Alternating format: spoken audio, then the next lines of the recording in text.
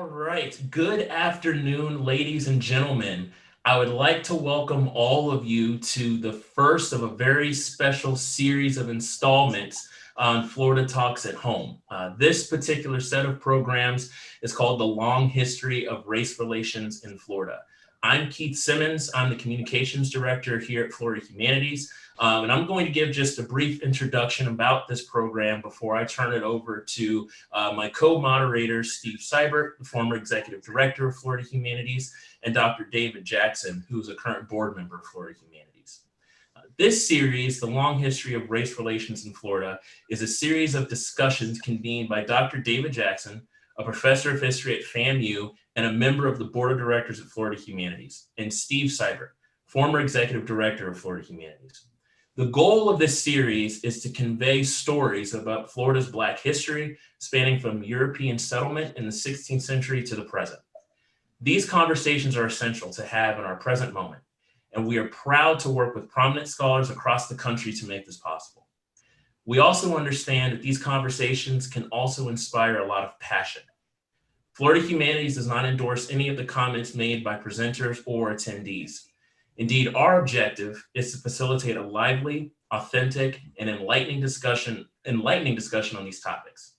To that end, our presenters will keep their remarks brief, and then we'll open up the program to questions. Members of the audience can have an opportunity to ask their questions. Simply type them down in the chat box below, and we'll do our best to work your questions into our conversation this afternoon. At the end of today's presentation, you will receive a short feedback survey in your email, and we would greatly appreciate it if you took a minute to fill it out. Let us know what you thought about the program and ways that we can improve in the future. We hope that you'll be able to join us for our next conversation in this series, Reconstruction in the Jim Crow Era, that's going to take place on Thursday, October 29th at 5 p.m. You can visit floridahumanities.org/register to learn more about that program and to sign up. Your support, by the way, is essential to helping sustain these programs. If you enjoyed today's program, we ask that you consider visiting floridahumanities.org/support to contribute to our organization and to continue to make these programs possible. And with that, I'm going to turn it over to Steve Seibert, again, who's a former executive director of Florida Humanities and one of the co-moderators of today's presentation. Thank you, Keith. So this summer, the Florida Humanities Board stated the following. It said, "It is our obligation to use the humanities to understand racism and injustice and how to curb their influence in society." To that end, our board member, Dr. David Jackson, offered to create and moderate this four-part series. And it's a conversation among scholars to explore the long history of race relations in Florida. And it starts, as we will today, with the Spanish colonial times, and by the fourth installment will take us into our current struggle for civil rights. The humanities are the studies of and conversations around history and culture and literature and values, the whole human experience. And our goal in this series is to deepen our collective understanding of race and history and culture and law so that we can more honestly and more empathetically tackle the issues of this day. Now, Dr. Jackson is a scholar, and he's a teacher, and he's a colleague, and he's a friend. And he's an iconic figure in Florida thought on race relations. We owe him a lot for creating this series. And with that, let me turn it over to my buddy, Dr. David Jackson. Thanks, Steve, and welcome to everybody. Thank you for joining us this afternoon. And I would like to also just thank Steve for taking the lead and actually reaching out to me when some of the unrest was taking place in the country after the murder of George Floyd, and we saw different things taking place in the country. And Steve just felt like something needed to be documented and a discussion needed to take place that would help to sharpen people's vision and view of what was taking place in this country, in particular as it relates to Florida. So I appreciate you, Steve, for reaching out to me, and I want to thank also our distinguished scholars that we have with us today for agreeing to participate and share knowledge with us on the subjects that they are so well informed about. And so this particular conversation is going to center around the Spanish colonial and slavery eras in Florida. The Spanish colony of Florida, we know, was established in 1513 with the arrival of Juan Ponce de Leon. Subsequent interactions and conflicts between European settlers, indigenous groups, and the people of African descent actually established the foundation of Florida's history and culture. Florida's status as sometimes a backwater colony made it an attractive destination for enslaved Africans, enabling them to establish settlements like Fort Mose and other colonies to celebrate their freedom.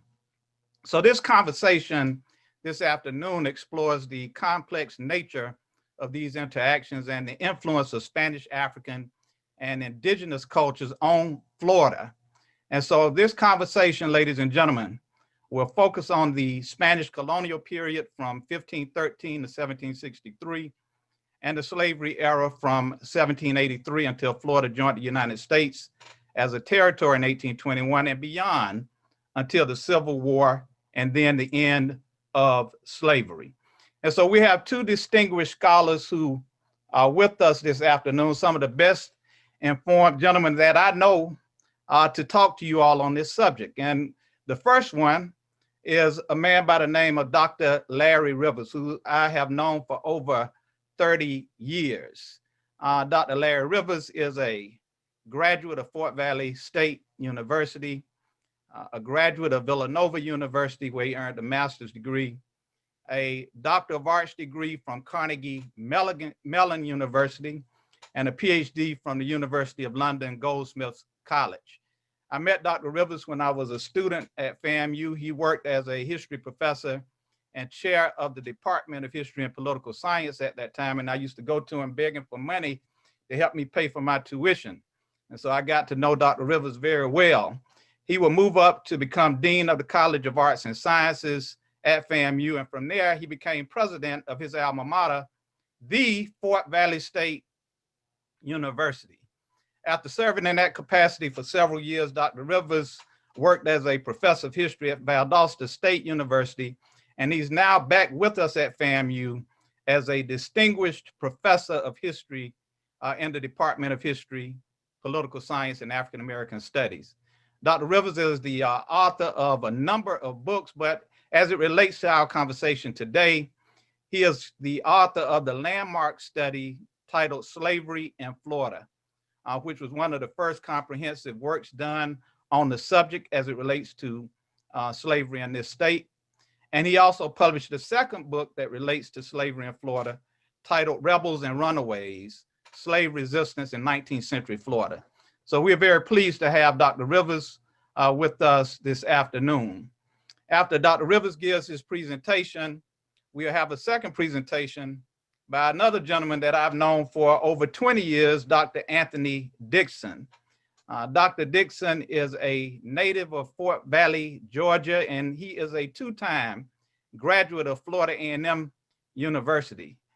Dr. Dixon earned a bachelor's and master's degrees in history from Florida A&M University.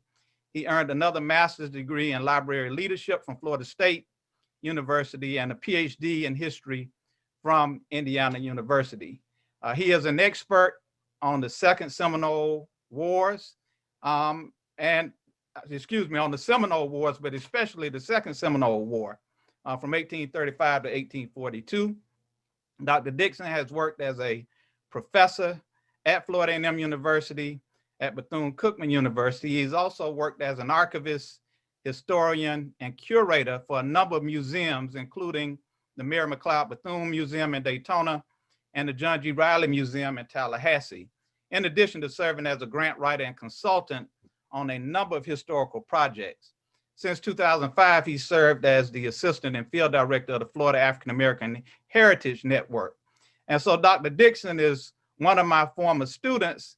And in fact, he is the first student that I mentored that went off and earned a PhD in history. So I'm very happy that he agreed to join us and to share with us as well the knowledge that he has on this subject. So at this time, I will turn the program over to Dr. Larry Rivers, who will present to you all first, followed by Dr. Dixon, and then we'll open the floor for questions, or we will respond to the questions that you put in the chat. Dr. Rivers. All right, thank you, Dr. Jackson. Dr. Jackson, Dr. Dixon and I kind of talked about what we were going to do. And Dr. Dixon was going to focus on the Spanish period first, and then I was going to talk about the slavery era. So I think— That's fine. Let's do it like you all said you wanted to do it, right? So that makes sense. And Yeah. so we have Dr. Dixon, who will go first, Yes. followed by Dr. Larry Rivers, who was also one of Dr. Dixon's mentors. In other words, he made Dr. Dixon go first.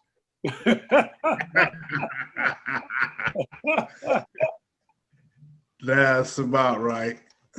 Good afternoon. First, I want to say that we have to understand that the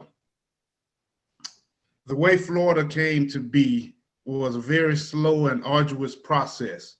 And so race relations in Florida began to be almost a dictation of how that process went.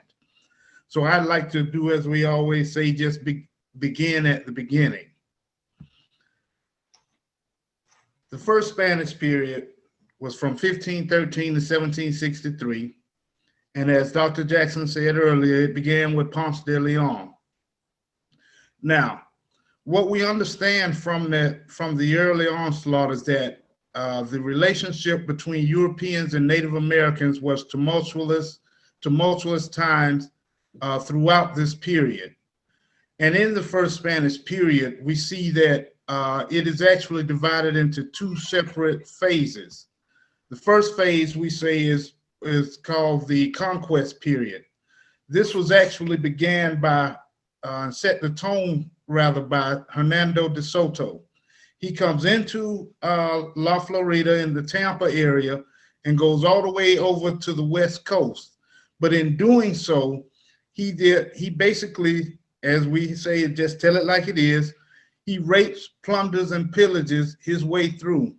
One of his primary tactics was to take the relative, whether it was a daughter or a son or a close relative of a chief, and hold them captive. And then he would force his will upon them and subdue them that way. Now, as far as the relationship between Africans and Europeans in La Florida goes during this period, as early as 1513, coming out of Hispaniola, they issued a warning that they were to monitor and watch the relationship between Native Americans and Africans, and that they should not allow them to get too close. Also, that they should monitor Africans because Africans seem to like the Caribbean and the New Americas, La Florida, and the way that reminded them of their native land. And so we see that relationship between Native Americans and Africans at the very beginning, with the first settlement at Gueldape, which is present-day Sapelo Sound, Georgia. At Gueldape, the Native Americans convinced the African slaves to rebel.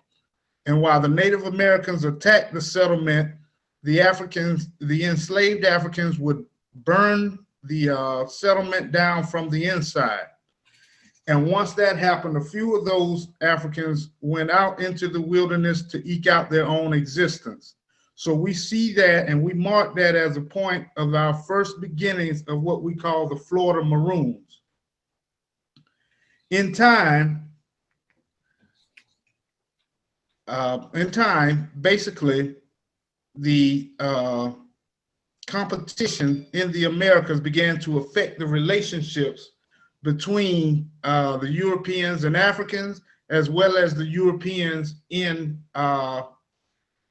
their relationship with the Native Americans. What we find is that they go through a phase where they stop the conquest period and they go into a period where they try to pacify the Native Americans. And we call that the settlement period. They would go through and they divided basically the Native Americans into two separate groups, the Tidewater region of Native Americans and the freshwater regions.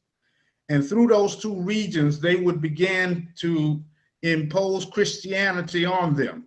And the way they basically imposed it was not by force, but by taking those Native Americans who accepted Catholicism and give them much better treatment and bestow upon them a few of the European standards and European wares of the time, such as forks, spoons, knives, and silver.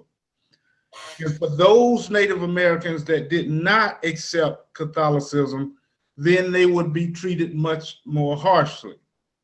Now, as far as the Africans were concerned, when we look at the period for the first Spanish period, we see that Africans are being used sparsely.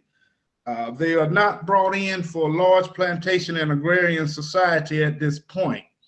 The Spanish are more concerned with what's going on further out west, the Pacific Ocean, where they find silver and gold. Therefore, we see during this period that Africans come in from the Caribbean, they are used for specific purposes, and many are returned to the Caribbean in lieu of this relationship and tumultuous relationship between the Native Americans and the growing relationship between Blacks and Native Americans. By the end of this period, we start seeing competition between the Europeans rise. The French come in, they try their first settlement. It, of course, fails. The English come in, they try their first settlement in Roanoke. It fails, but they do not stop. They continue to try to settle in the Americas, in North America, rather. And so what we find is the Spanish began to change their way about going in their relationship with Native Americans. They began to push Catholicism more, and they tried to gain some more respect and a few more positive relationships with more Native Americans, because for them, each negative relationship they had meant a positive relationship between them and their competitors. Therefore, we also see when the relationship between Africans and the Europeans, particularly the Spanish, change as well. The most prominent that we see is between the runaways in the English plantation system and the Spanish government. The Spanish government, by the end of the 1600s, make a decree in which they allow runaways to come into La Florida, and they can live free as long as they do two things. They live as they want in their wilderness, but they must allow the Spanish to know when the English come in. Whenever they see the English come in, they don't expect them to fight the English that are encroaching, but they do expect them to tell the Spanish that what happens. Now, what we see happening then is that these Maroon societies began to build, and they began to cohabitate in close proximity to Native Americans. And we see this relationship growing throughout the 16th century. So that thus by the end of the 16th century, we find that there are settlements and in the wilderness between Native Americans and escaped Africans. Now, if you notice there, you'll see to the left, they're what we call tikis. And these were housing units and units that were used for daily labor work and things of that nature. Now, the way that we can tell that there was a difference between an African settlement And a Native American settlement was by the way the settlement looked in terms of lining up the actual chickies. If you look to the right there, you will see Fort Mose. Fort Mose was a settlement created by the Spanish in which they allowed these escaped Africans from the English to stay just outside the city of St. Augustine. Now, if you notice, they are in line, in straight lineage lines there, as a resemblance of the slave quarters in the English plantations. This was also utilized in the wilderness in those settlements among the African Maroons. So this is how we were able to tell which settlements belonged to Native Americans and which were settled by escaped Africans. Okay, again, you see the chickies to the left, and you see the Fort Mose to the right. So at this point, we have two distinct sects of Africans in La Florida. Those that are living in the wilderness, eking out their own existence, and those that are living at Fort Mose. Also, what we find is that throughout that cohabitation and that intermingling between the Native Americans and the blacks, they began to develop their own language. In the English settlements, particularly in the Carolinas and what we call Low Country, they developed their own dialect called Gullah. As they began to move into La Florida and intermingle with Native Americans, they began to incorporate Native American words, and so it created what we call the ASC, or the Afro-Seminole Creole language. This language was used throughout both the 16th and 17th centuries. As far as Native Americans were concerned, by the time we get to the late 1600s into the early 1700s, there's a distinct group of Native Americans that are coming out of North Alabama. And this happens as a result of a break between the Creek Nation. Basically, what happens is that the lower Creeks, or the Creeks in southern Alabama, began to accept slavery. They began to even trade slaves with with Europeans, particularly the English, who are encroaching into what is now the state of Georgia. What this does is it forces those Native Americans who are on the East Coast to begin to move in a westward direction.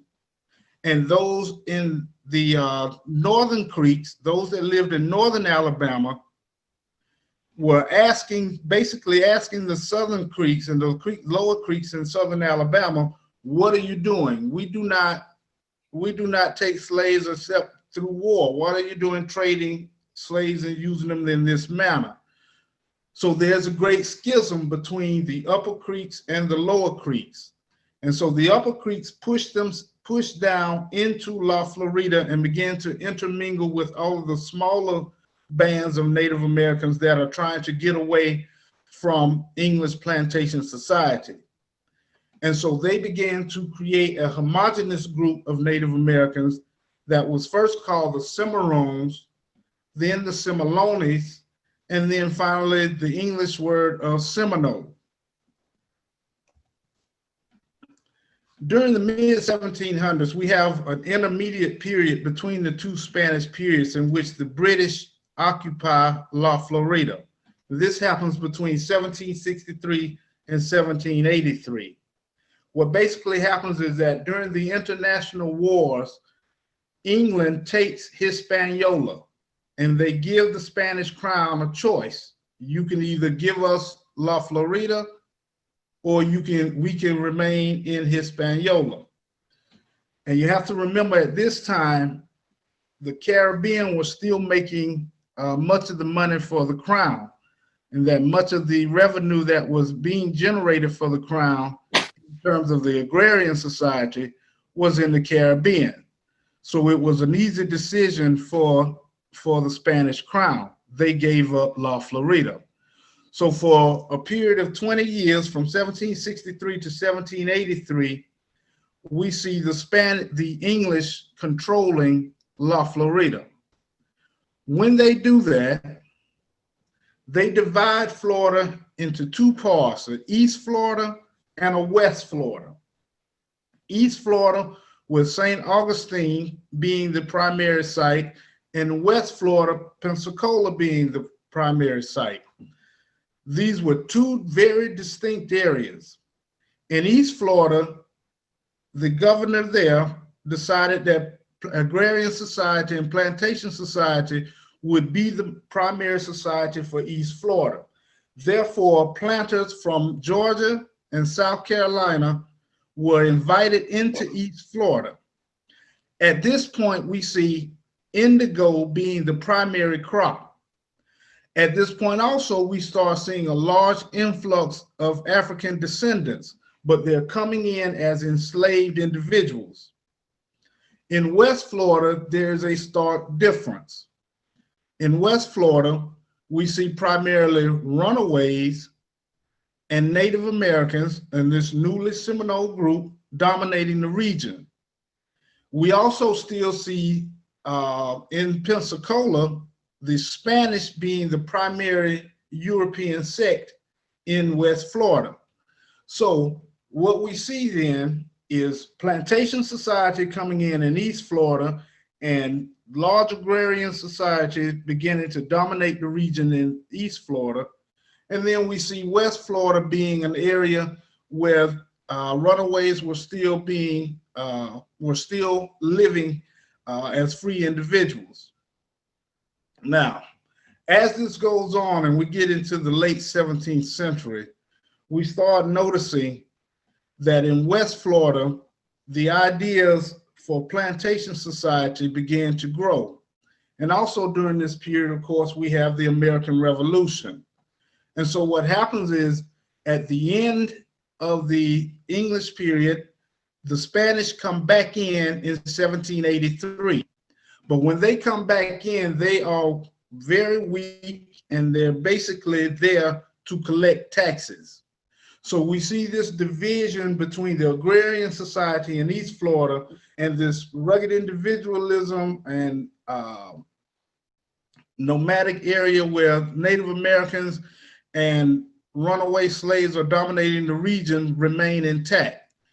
And this goes up until the end of the 18th century or the 1700s. Now, as far as the relationship between Native Americans and Africans go, the relationship begins to develop into a coexistence in which they develop this idea of the enemy of my enemy is my friend. And so what we begin to see is actually two nations within the Seminole Nation. When they had two distinct villages that lived in separate areas but in close proximity, we realized that there was a symbiotic relationship that developed in which the Native Americans and the Blacks cohabitated in an area in which intermingling actually happened at the higher levels. And then they had what they call the tribute field. So basically, the Florida Maroons, those are the runaway Blacks, would have their own fields. They would grow their own crops. Native Americans would have their own field. They would grow their own crops. And then they would have a third field that they call the tribute field, in which those crops were given to the Native Americans for protection and for negotiations with the encroaching plantation society. And so at this point, I will turn it over to Dr. Rivers and let him move forward through the 19th century.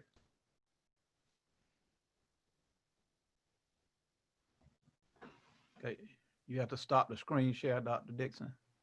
I'm trying to figure out what At the top. Yep. Okay, there we go. All right, thank you. great job. And now we have Dr. Larry Rivers who do his presentation. And if you all would just continue to add your questions into the chat, we will be happy to address those to the presenters after Dr. Rivers' presentation. Dr. Larry Rivers. Thank you, Dr. Jackson. Before I get started, because I have a lot to cover over the next 2 hours, I want to thank Dr. David H. Jackson, Associate Professor of Graduate Studies, Dean of the Graduate College, Professor of History at Florida A&M, Mr. Keith Simmons, Mr. Steve Seibert of the Florida Humanities for inviting Dr. Anthony Dixon and me to participate in this seminar today entitled The Long History of Race Relations in Florida.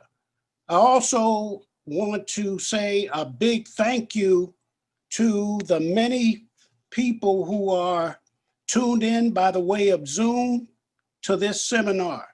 Thank you for tuning in. Before I get started, I want to commend Dr. Anthony Dixon on a great presentation. As Dr. Dixon noted, the concept of race relations in early Florida was rooted in 2 Spanish periods, and therefore race relations was quite complex. But generally speaking, based upon historian Jane Landers, Florida was influenced by a more relaxed racial climate under the Spanish when compared to white American rule.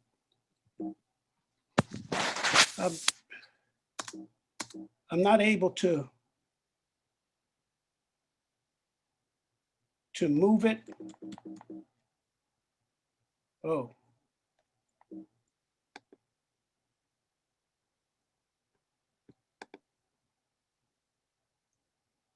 Okay.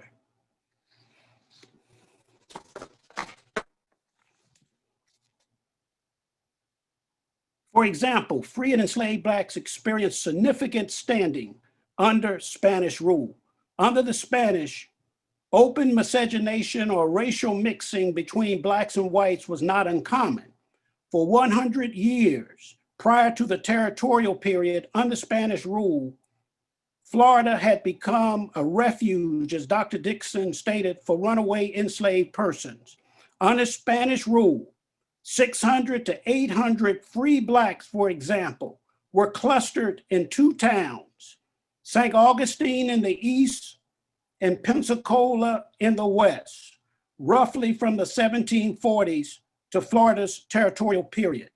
Many of these Black men and women were prominent, I repeat, many of these Black men and women were prominent members under Spanish rule.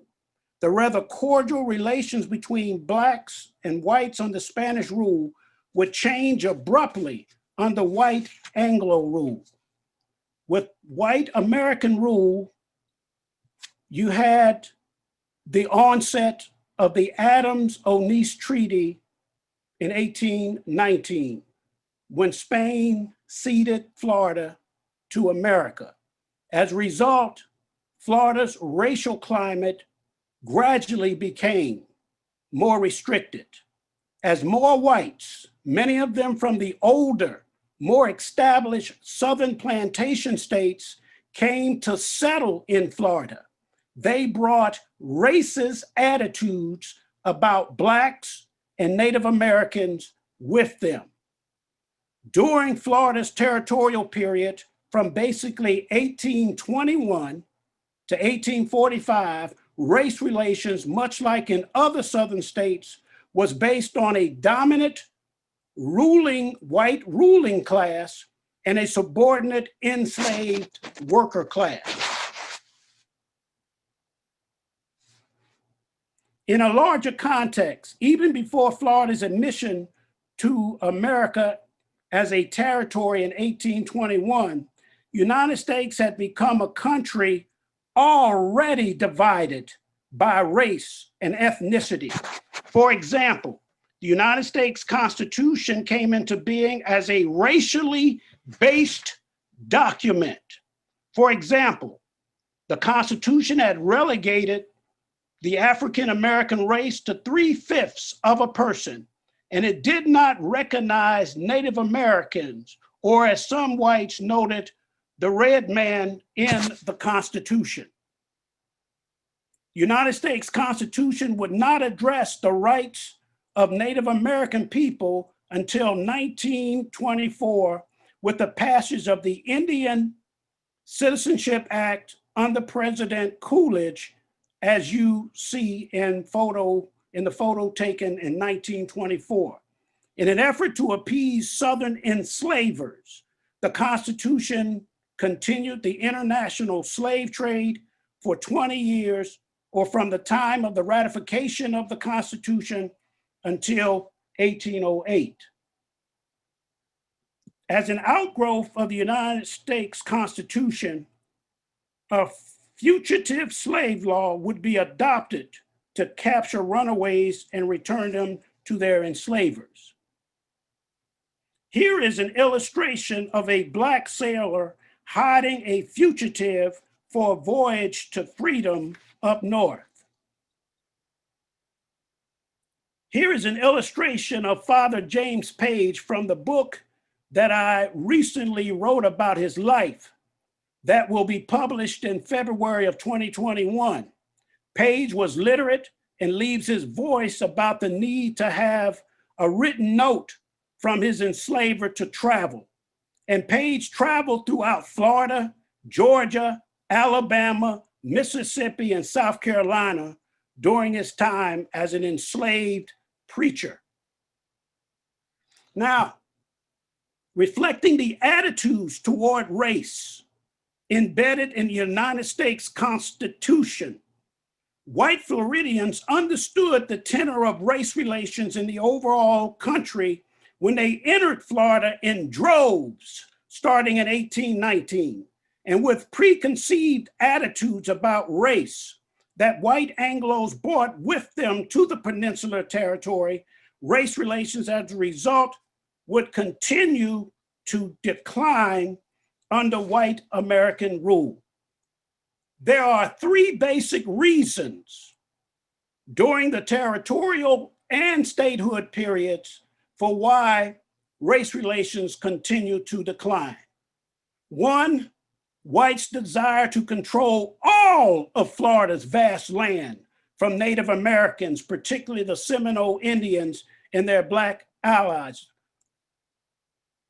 Another was by 1825, Florida's planter class, situated primarily in Middle Florida, the area between the Suwannee and Apalachicola rivers and the heart of the cotton plantation belt, sought to maintain power over the entire territory and later state, which meant power and control, particularly over free and enslaved Blacks, as well as Native Americans. And probably the most important reason for the decline of race relations during this period was the fear of slave revolts or race war.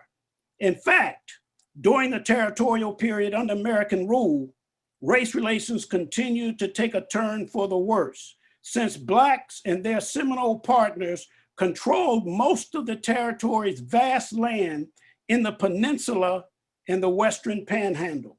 Racial attitudes in territorial Florida evolved largely from the planter class. It was from the laws that these white men in Middle Florida passed to control racial groups of color. For instance, in the capital of Tallahassee, the Florida Legislative Council, a lawmaking body situated in Middle Florida, the area with 90% of enslaved persons, sought to rein in Seminoles and Blacks through the laws it passed from 1824 to 1845. For example, laws were passed to control the movement of free and enslaved Blacks. In an effort to control their movement, they had to have traveling papers, as I stated in the case of Father James Page. Laws were passed restricting Native Americans and Blacks, whether free or enslaved, from consorting with each other. Laws were passed requiring free blacks to leave the Florida territory within 30 days of their emancipation or risk re-enslavement. The Legislative Council sought to outlaw miscegenation between particularly whites and blacks in Florida. As Florida's mulatto population of mixed black and white people steadily increased during both the territorial and statehood periods, the law was particularly hard to enforce by the very white men who made the law, since they routinely raped defensive enslaved black women. As Dr. Cantor Brown Jr. noted, by the time the state's mulatto population was first counted in 1850, 1 out of 10 blacks was of mixed blood. And the numbers were probably higher than the reported 10%. For example, enslaver Zephaniah Kingsley of Fort George Island near Jacksonville in East Florida had many mulatto children with his married African wife and with other enslaved women. Still in East Florida, Isaiah D. Hart openly consorted with a black woman in Jacksonville, as did Banks Meekum of Quincy in Middle Florida. In South Florida, Tampa enslaver William Ashley consorted with an enslaved black woman most of his life. All these men were white, powerful men who made the laws that govern race relations in Florida. Yet they enforced the ones that they liked and they ignored the other ones.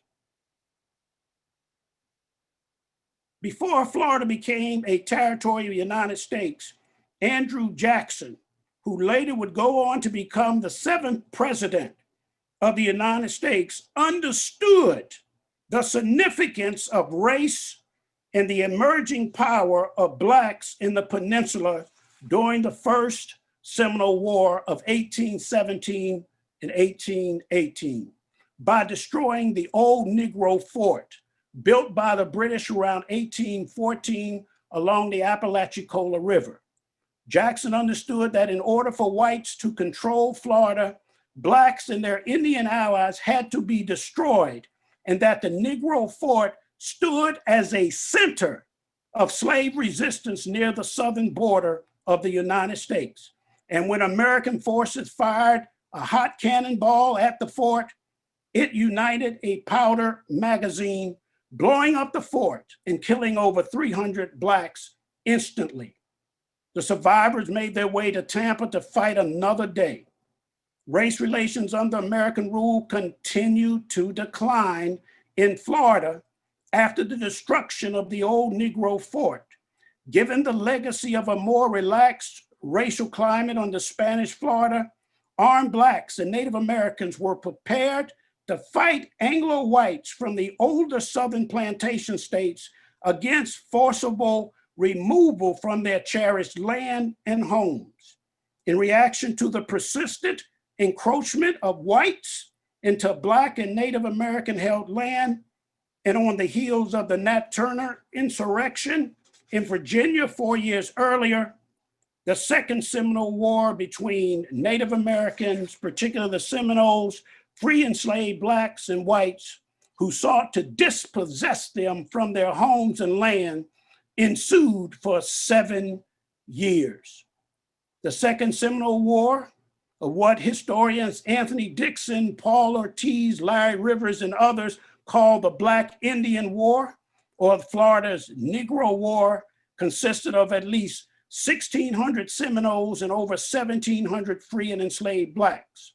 As explained in Dr. Dixon's book entitled Florida's Negro War, Black Seminoles and the Second Seminal War, 1835-1842, under Black Seminoles like Chief Harry, along with Black Seminole fighters like Abraham, John Caesar, John Cavalo, or Gopher John, and others, they fought a protracted war against invading whites.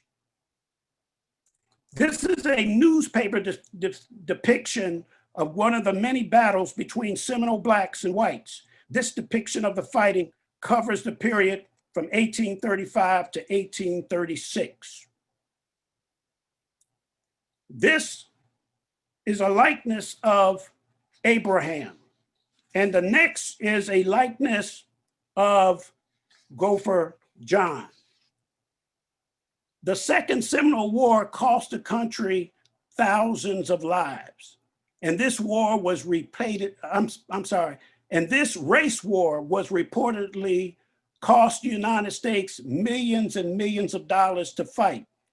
Some historians say the cost of the war equated to billions in today's dollars.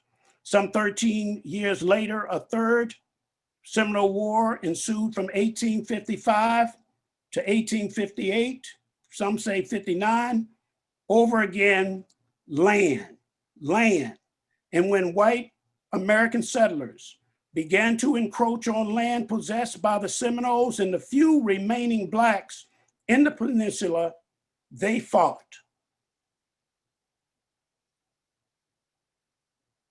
The Second Seminole War was a part of Andrew Jackson's overall Indian removal policy of the 1830s. Florida statehood period would commence in 1845 with little improvement in race relations in the Sunshine State or the rest of the country for that matter.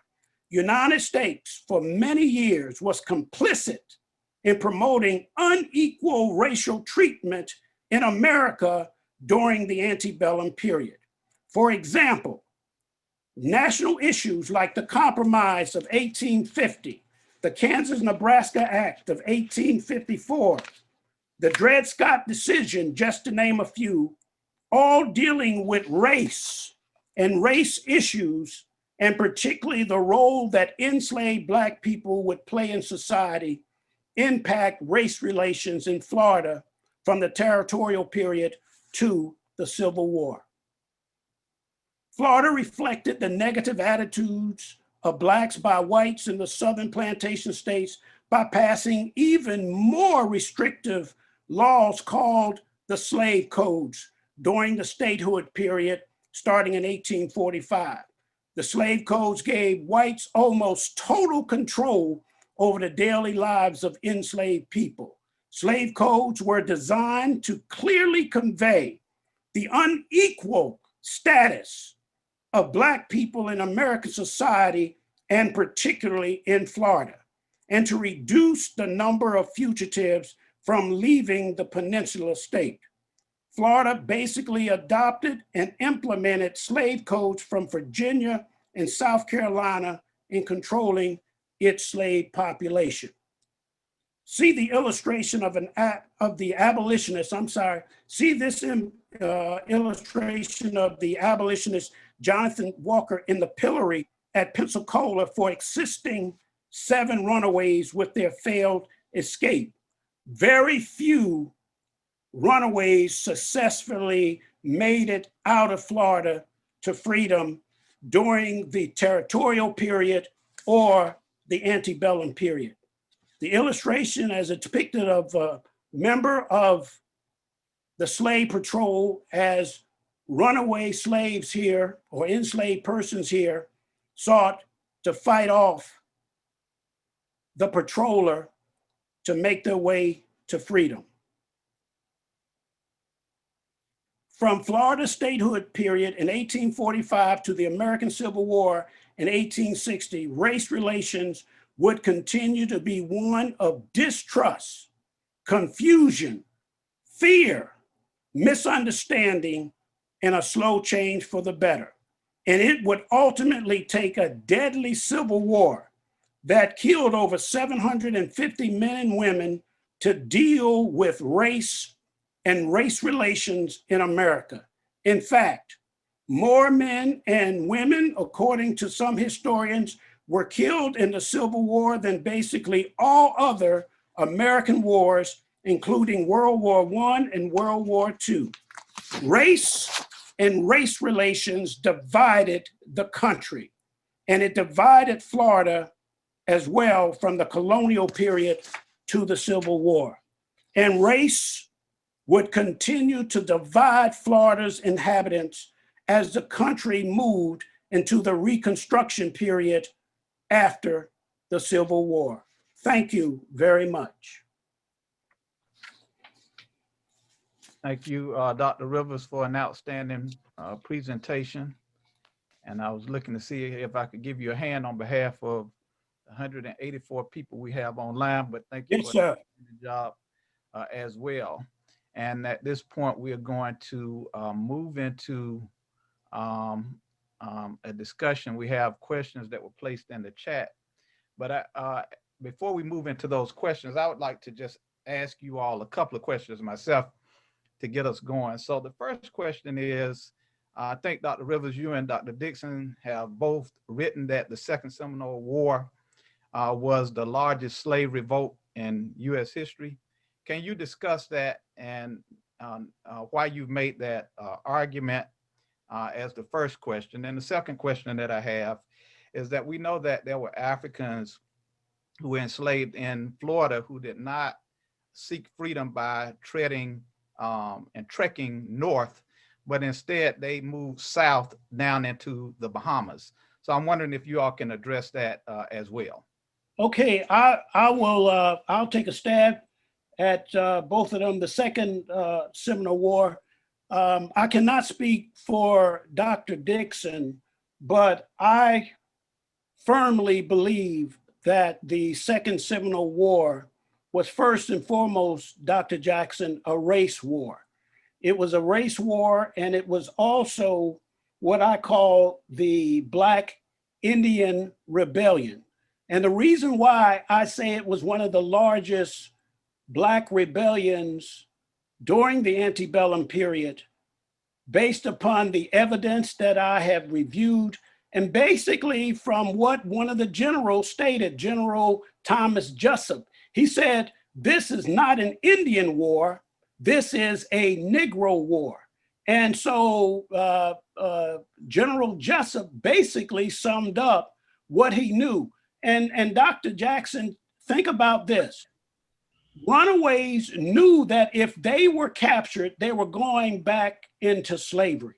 They fought fiercely. They fought over 7 years to try to maintain their freedom. Many of the Blacks that whites went after were freed under Spanish rule. And so they joined the Seminoles to fight for their freedom. So they were bent on maintaining their freedom at all costs. Now, you do have some historians who say that Dr. Dixon and I and others give Black Seminoles and Blacks who fought with the Seminoles too much agency. I totally reject that interpretation. I really believe, based upon the evidence that I have read, that Blacks were a dynamic part of the Second Seminole War. And Dr. Jackson, in my book on rebels and runaways, I really pay particular attention to what I call the reverse Underground Railroad. So many people talk about the Underground Railroad going from the South to the North into places like Pennsylvania and Canada, but they do not look at what I call in my book the reverse Underground Railroad, where many runaways moved in from South Carolina and Georgia into Florida to try to go by boat to different parts of the Bahamas. Think about it. After 1834, the British outlawed slavery in the Bahamas. And so fugitives understood that if they could make it to the Bahamas, they would be free because the British would not send them back to the States. So they tried to make their way. And when you think about it, Dr. Jackson, if I were a runaway, I would take my chances going from Florida to the Bahamas, then going from Florida to Georgia, to South Carolina, North Carolina, Maryland, Virginia, et cetera, all the way up to Canada. I would have thought that my trip to the Bahamas would have been shorter and less risky. Mhm. Dr. Dixon, would you like to add anything to that? Just a quick comment. Also, one of the reasons that we say that this was the largest slave rebellion is by sheer numbers. When you look at other rebellions, particularly the Nat Turner, which is almost held it as the largest, there were 54 deaths and less than 100 slaves involved. With this, in the Second Seminole War, there were hundreds of enslaved Africans and Black Seminoles who fought. And the reason that we also say this is when you look at the Articles of Capitulation, when it occurs in 1838, they continue to negotiate throughout from 1835 to 1842. But in 1838, the US government capitulates and includes that Native Americans and their Black allies can immigrate out west.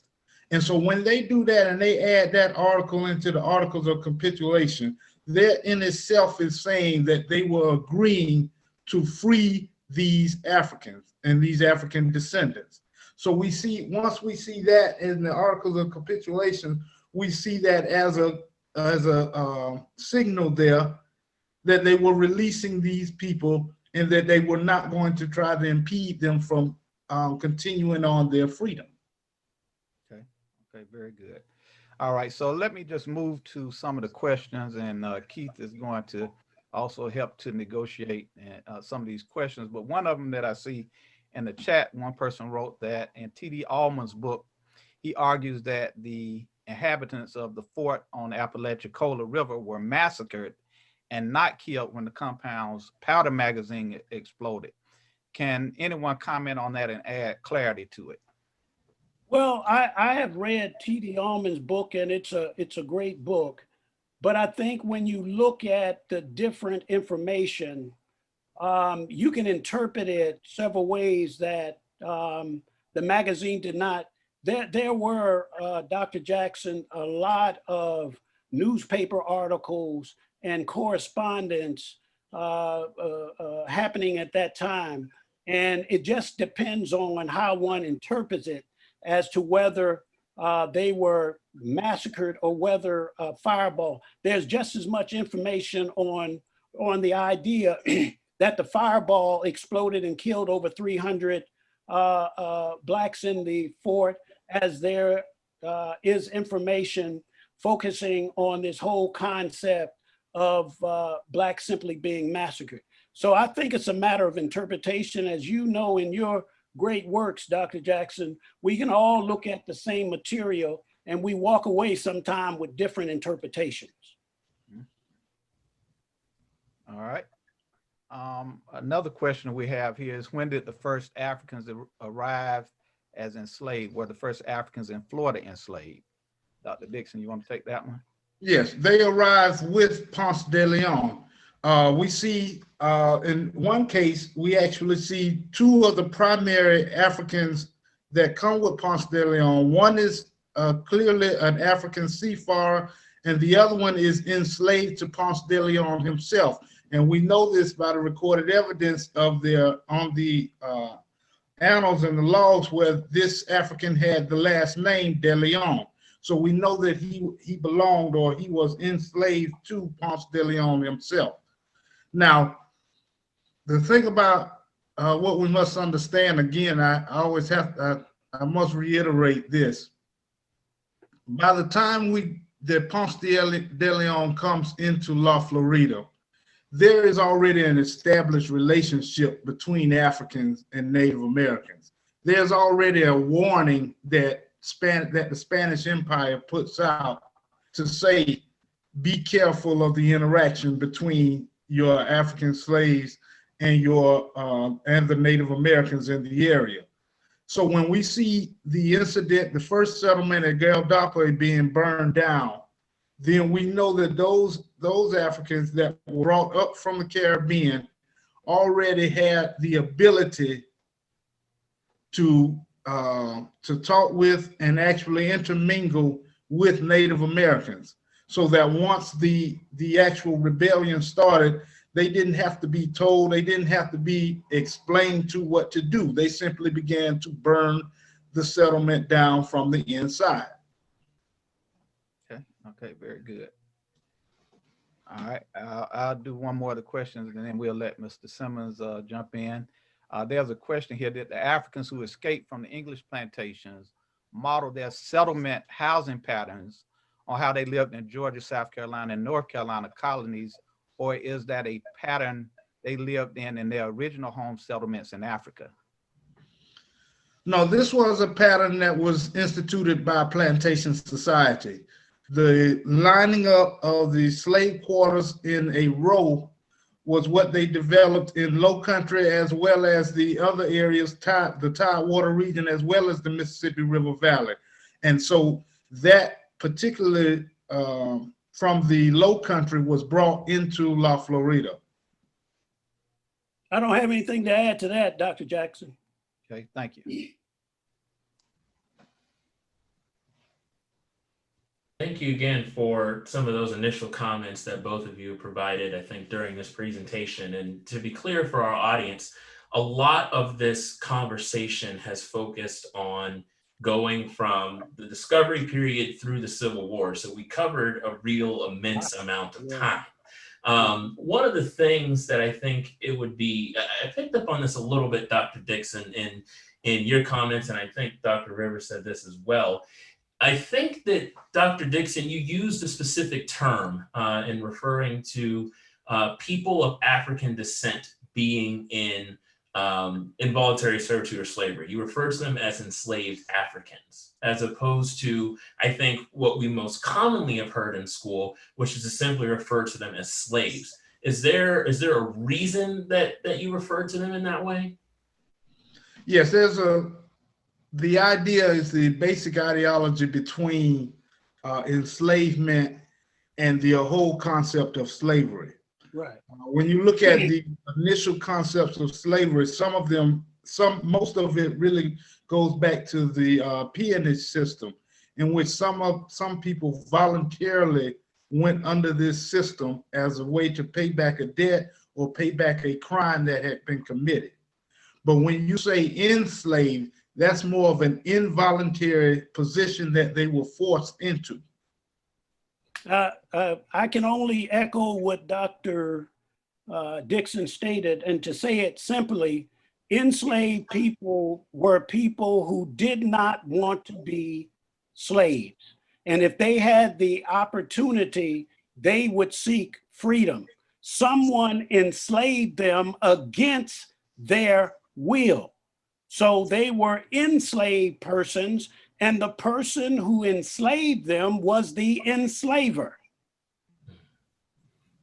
I think that certainly makes sense, and I appreciate, again, that clarification. Dr. Rivers, you specifically talked about a little bit in your presentation some of these concerns about slave revolts. And I think that when we talk about the history of slavery in the United States, slave revolts or slave resistance tends to be a component that we don't really talk about as much. So I wonder if you could just tell us a little bit more about what were some of these fears that in Florida owned, or those who owned people, African people in slavery. Were there certain rebellions or revolts that were going on at this time? Were there certain things that that enslaved Africans were doing as forms of resistance? Where did this fear come from? This an excellent question, Mr. Simmons. The whole concept of slave resistance, as Dr. Dixon stated, goes all the way back to the Spanish period, when enslaved Blacks were brought against their will to a country that they did not know. And once they got settled in Florida, there were many instances of various levels of slave resistance, from the Mao destroying property, running away, to the more extreme attack of a enslaver or mass rebellion. And the ones that we think about in Florida is particularly the Second Seminole War.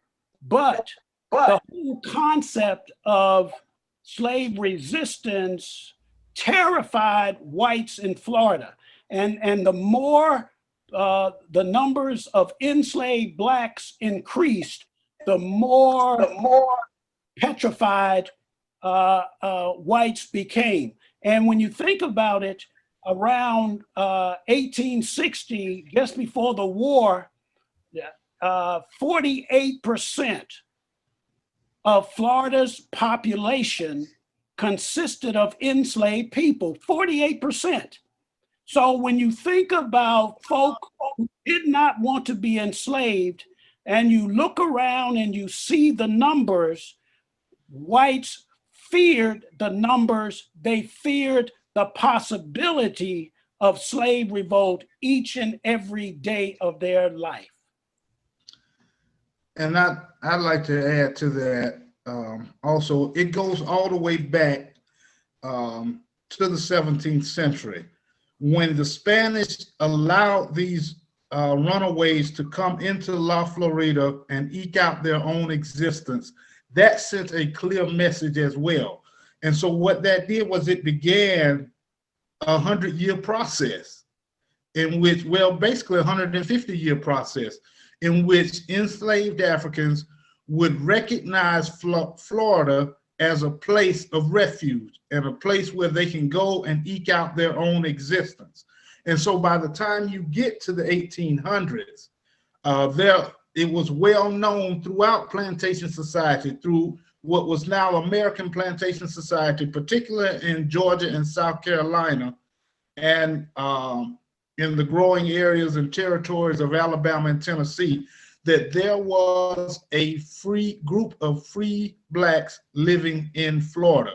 And when they began to create the Negro Fort, that is what really sent shockwaves through the plantation society, because that was the natural progression. You have a settlement, and then a settlement builds a fort, and it develops into a colony. So the idea of a free black colony was unthinkable and unconscionable for those planters. And so the Negro Fort had to be destroyed. And those Africans had to be, and African Americans at this point, had to be rounded up, because they would always send a clear message to their slaves that there's a place where they can go and live free. Let me say this, because we have so many participants. And if there's anything that I want the participants to take away from what I've said, is this. We are talking about race relations in Florida. My area is the antebellum period. I have looked at race relations during the antebellum period for many years. And the one thing that I walk away with in terms of the strained race relations as it relates to whites and blacks is over several things. You have a strained relationship between blacks and whites when it comes to who will control the land in Florida, who will control other human beings. And when you put that in the mix, you're going to have a strained relationship between whites and blacks. For example, as I stated in 1860, you had 48% of your population consisting of enslaved blacks. Well, do you have a race relations problem in North Dakota between blacks and whites? No, because there aren't many blacks in North Dakota, so you don't have a race relations problem. But you will have a race relations problem perhaps in Miami, where you have more blacks there demanding jobs, demanding ownership of businesses. You strain the relationship. And so Florida had strained race relations based on, if nothing else, the sheer number of blacks in the peninsula, later state, by 1860, 48%. And we're getting ready to talk about, I think, some very interesting history as we go into next year, as Pam, one of our participants, points out. In 2021, we're going to be celebrating the 200th anniversary of Florida becoming a U.S. territory. And I certainly think Florida Humanities is going to be involved in some of that commemoration of that particular event. And so I wonder if both of you could just briefly comment, what do you see as sort of an ideal way to talk about this period in time, and what's sort of the ideal way to promote a more accurate and more inclusive history when we talk about going from being established as a territory into our present?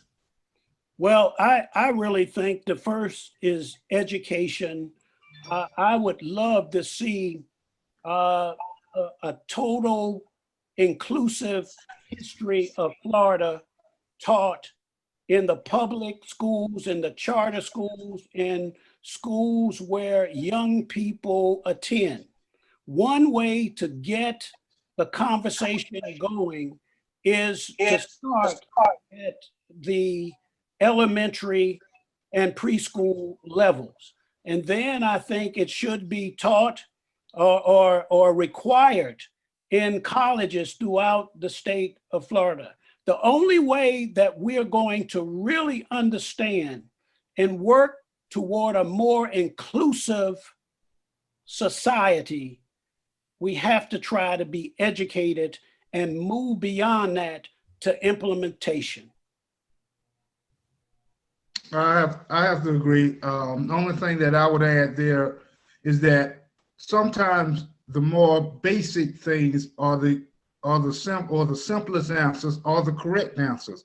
In other words, if we simply tell the truth, if we simply include both parts of the truth, then more education and more understanding will be held.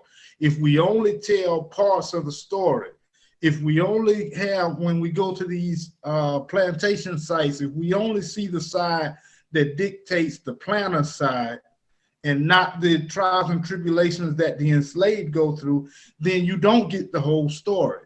But if you include both stories, if you include both sides of the story, then you can become more educated about the entire experience.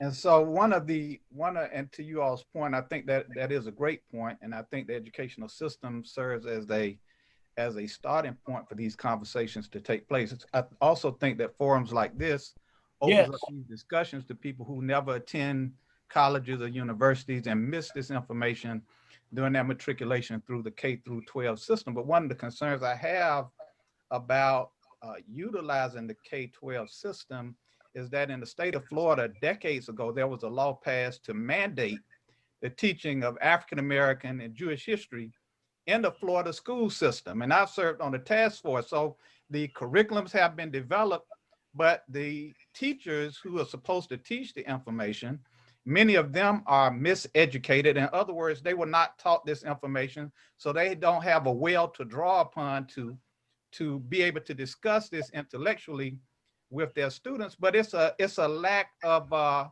intent. Like, people don't feel like they need to teach this information. It's not tested on the state standardized exams. The law alone is not enough to get this information disseminated. And so when people are deprived of knowledge, you start to see things taking place like we are seeing taking place throughout the country. People are starting to address the racist symbols that were erected not after the Civil War, but many of them in the 20th century, in an effort to recreate the narrative about what happened and led to the Civil War, right? And even in Tallahassee, we find that until recently, I think this year, last year, the symbol of the springtime Tallahassee parade was Anthony Dixon, who was a person who led the genocide against Native Americans and was no friend of enslaved Africans in this state. And so that kind of symbolism, we should ask ourselves, is it unintentional? James Lowen's book, Lives Across America, points out the fact that it's not unintentional. It's very intentional. And what happens to the people when those types of symbols are foisted upon them?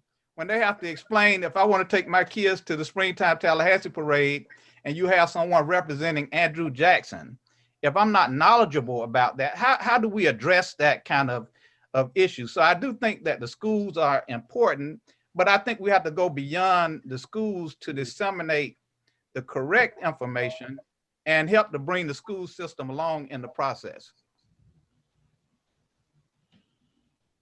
And part of the reason why I wanted us to spend a little bit of time clarifying some of these particular aspects about slavery is that I'm hoping that all of our attendees who are on today are also going to be on for our later iterations in this series. And I think all of our scholars would certainly agree that when we talk about some of the foundations for Black history, it certainly goes to the way that we understand what happened with the institution of slavery. And so that's why I think it's certainly important to underline a couple of those things and getting some of these basic ideas out there.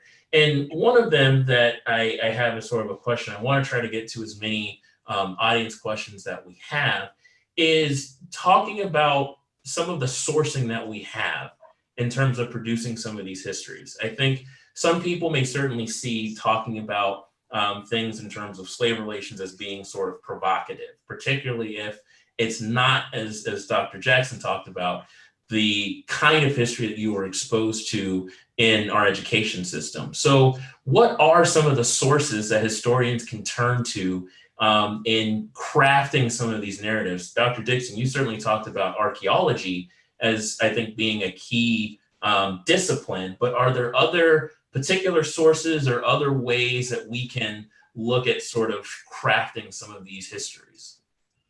Well, I think we've moved more toward a more media type of society. So documentaries and docudramas, particularly documentaries. I'm not too big on docudramas because they kind of take a few liberties with the creations. But with documentaries, more and more have begun to get more popularized and things of that nature. And I think we have to look at all the different modes in which we can reach people. We also see a rise still going over the last 20 years in heritage tourism. And so we have to look at those sites. We have to look at those places that we use through those heritage trails and things of that nature in providing more accurate information. In other words, like I said earlier, if you go to some of these plantations, they need to tell both sides of the story. And I think that there's a movement now in which they are beginning to do it. I'd like to, Dr. Dixon stated it beautifully, but I'd like to add that in terms of dealing with balance and inclusion, for a long time, historians did not want to look at the Works Progress Administration slave narratives done during the Depression of the 1930s. But we're finding that they are very important in terms of giving a voice to the enslaved. They're telling their story from their perspective. And there are thousands of slave narratives that I think we need to take a closer look at as we try to give balance to what really occurred during the antebellum period. So I think when we look at sources, we certainly need to go to the plantations. We can even go to the cemeteries to look at different people and what's on the headstones that say a whole lot. We can go to obituaries when newspapers, they got all kinds of ways to get information going all the way back to the 1700s and 1800s if you simply pay for the service. So there are so many ways of getting at sources to really do what I call a more balanced history of this country. And until we get a more balanced history of this country, I think we're still going to have a lot of misperceptions about what's going on between individuals and groups in this country. And in the last little bit of time that we have for our session today, I want to try to get through a couple quick questions just for some clarification that our audience sort of asked. And this first one is for Dr. Dixon. I wonder if you could talk a little bit about the Yamasi people whose skin coloring, I believe, is described as quote unquote black, and the way that they're treated in discussions about Florida's history. Okay, the Yamasi, which we usually give in the region of the southern portion and middle portion of South Carolina, there was a mixture of people between the African heritage and Native American heritage. We can't definitively say that they were black Native Americans. There were a mixture, and this comes from the early Spanish periods where the limited number of African slaves being brought in are realizing that there isn't control there, so they are running away and they're eking out their own existence either with or in close proximity to Native Americans.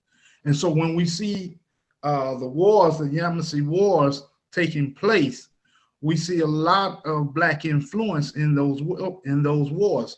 The relationship between Native Americans and blacks is the foundation between all of what comes to be between the overall relationship between Native Americans and whites as well.